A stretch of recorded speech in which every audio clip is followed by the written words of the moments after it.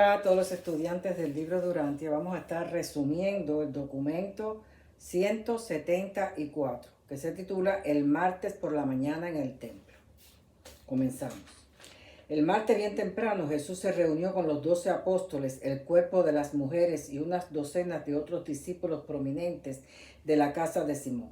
En esta reunión se despidió de Lázaro, donde le dio instrucciones que llevó al huir a Filadelfia. Jesús se despidió de Simón y dio su consejo de despedida al grupo de mujeres, puesto que ya después no lo haría formalmente. Y le dio un saludo personal a cada uno de los apóstoles. A Andrés le dijo: no te desanimes por los acontecimientos, cuida de que tus hermanos no te vean deprimidos. A Pedro le dijo: establécete sobre los cimientos espirituales de las rocas eternas. A Santiago le dijo: permanece fiel en tu fe. A Juan le dijo: sé tierno, ama a tus enemigos y sé tolerante. A Natanael le dijo: no juzgues por las apariencias y sé fiel en tu misión. A Felipe le dijo: no te dejes conmover por los acontecimientos, sé leal a tus juramentos de consagración. A Mateo le dijo: sé constante, no dejes que ningún hombre te quite la recompensa eterna. A Tomás le dijo: debes caminar por lo que crees y no por lo que ves, no dudes de la habilidad para completar la obra. A los gemelos le dijo: no permitáis que las cosas que no podéis comprender os sobrecojan. Sed fieles al afecto de vuestro corazón y aliaos con los hombres. A Simón Celote le dijo: tu espíritu se elevará sobre todas estas cosas que te desilusionan. Lo que no pudiste aprender de mí, mi espíritu te lo enseñará. A Judas Iscariote le dijo: te he amado y he orado porque tú amaras a tus hermanos. No te canses de hacer el bien, cuídate de los senderos resbalosos. Y cuando hubo concluido, partió a Jerusalén con Andrés, Pedro, Santiago y Juan. A mitad del camino Jesús pausó y habló con los 4 apóstoles. Sección número 1. El perdón divino. Pedro aprovechó la oportunidad para obtener el consejo del maestro acerca del perdón que él y Santiago discutían. Y le preguntó: maestro, Santiago y yo no nos ponemos de acuerdo sobre las enseñanzas del perdón de los pecados. Él dice que el Padre nos perdona antes de pedirlo. Yo pienso que el arrepentimiento y la confesión preceden al perdón. ¿Quién tiene la razón? Jesús, mirando a los 4, dijo: hermanos míos, erráis en vuestra opinión. Falláis en captar esa compasión comprensiva que el Padre sabio tiene para con sus hijos inmaduros. El Padre es capaz de ver la inmadurez del Hijo a la luz de la madurez paterna más avanzada. El Padre posee infinidad y divinidad de comprensión para una compasión amante. El perdón divino es inevitable. Es inherente a la comprensión del Padre, en su conocimiento perfecto de todo lo que se relaciona con el juicio erróneo y la elección equivocada de un hijo. La justicia divina es enteramente ecuánime, que infaliblemente comprende una compasión misericordiosa. El hombre que comprende los impulsos interiores del hombre los amará infaliblemente. El Padre sabio comprende la naturaleza humana y aún perdona a sus hijos, aunque parezca que hay una separación, pues los ama. Es el hijo inmaduro, por la falta de comprensión de la profundidad de la relación hijo-padre, quien siente la separación. El pecado es una experiencia de la conciencia de la criatura, no es parte de la conciencia de Dios. La falta del deseo de perdonar es la medida de la inmadurez y la ignorancia de nuestra naturaleza interior. El amor está fundado en la comprensión, alimentado por el servicio altruista y perfeccionado en la sabiduría. Sección número 2. Las preguntas de los dirigentes judíos. Los dirigentes judíos acordaron que era peligroso arrestarlo ante la multitud, que en cambio deberían de tratar de desacreditarlo. Asignaron grupos para estar en el templo y hacerlo caer de sus enseñanzas. Cuando Jesús llegó al patio del templo, comenzó a enseñar. Un grupo de jóvenes que ya se había hecho ensayar para este propósito le preguntaron: maestro, sabemos que eres un instructor recto y sabemos que proclamas los caminos de la verdad, que tan solo sirves a Dios y no temes a ningún hombre, y que además no haces acepción de personas. Nosotros somos estudiantes, pero queremos saber, ¿es legal pagar tributo al César? Jesús les dijo, percibiendo su hipocresía: ¿por qué venís de esta manera para tentarme? Pero os contestaré: mostradme el dinero del tributo. Y entonces le dieron un denario. ¿Qué imagen lleva esta moneda? Y dijeron: el César. Y Jesús dijo: dad al César las cosas que son de César, y a Dios las cosas que son de Dios. Y los jóvenes aún así se maravillaron. Al otro día lo trataron de hacer caer en asuntos de autoridad eclesiástica. Y así hicieron en varias formas. Y en todo esto los enemigos de Jesús fueron derrotados. Jesús pudo evitar todas sus trampas y sin evadir ni una sola pregunta. Sección número 3. Los saduceos y la resurrección. Antes de que Jesús pudiera comenzar la enseñanza, un grupo de saduceos se le acercó.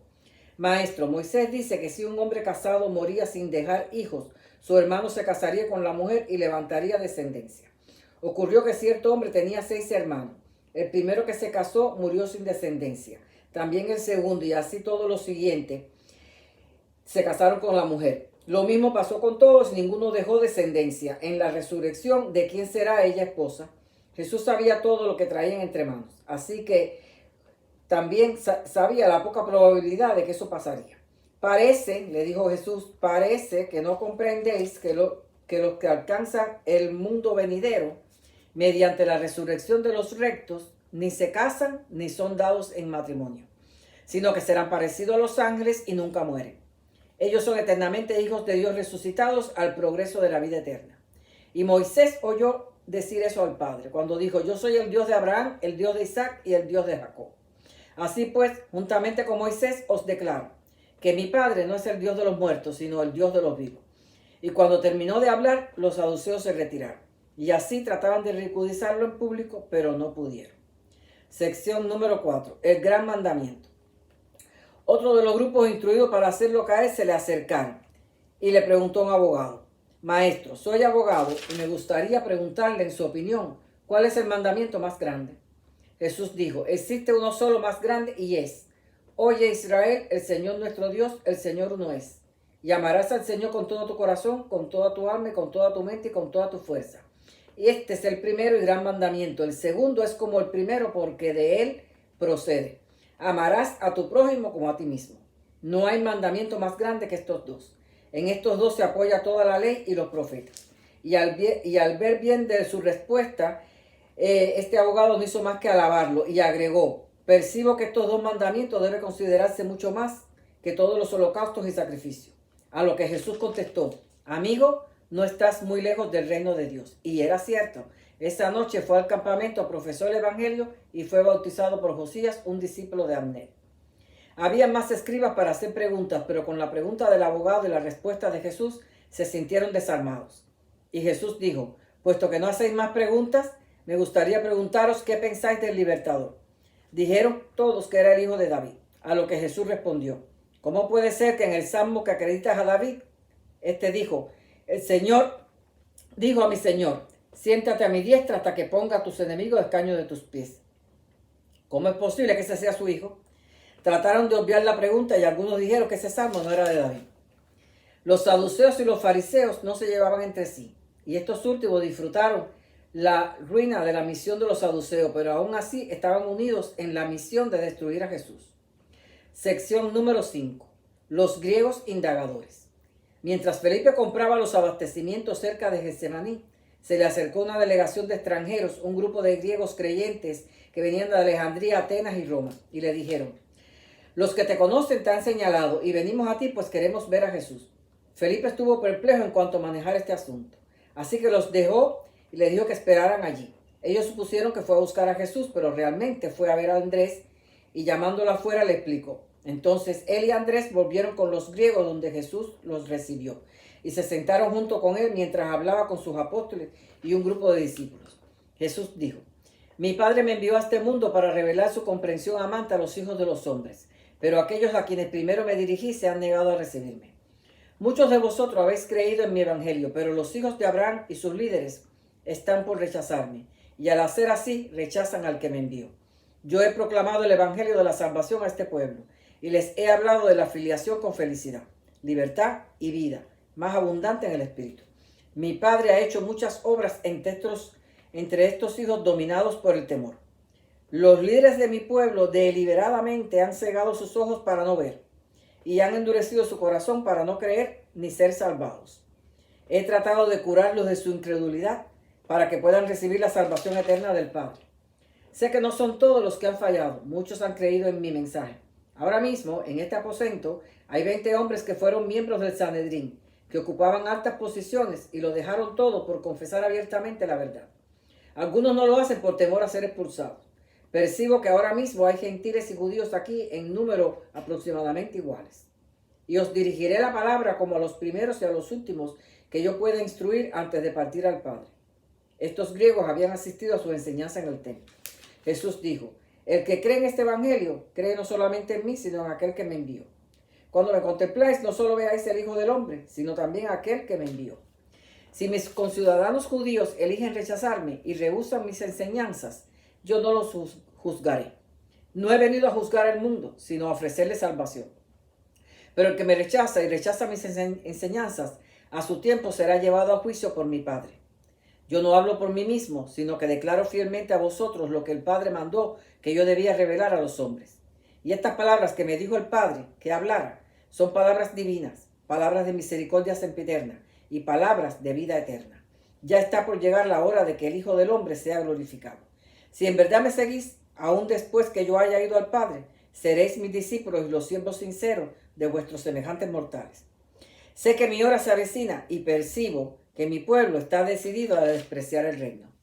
Pero me regocija recibir a estos gentiles que buscan la verdad y que están aquí hoy preguntando por el camino de la luz.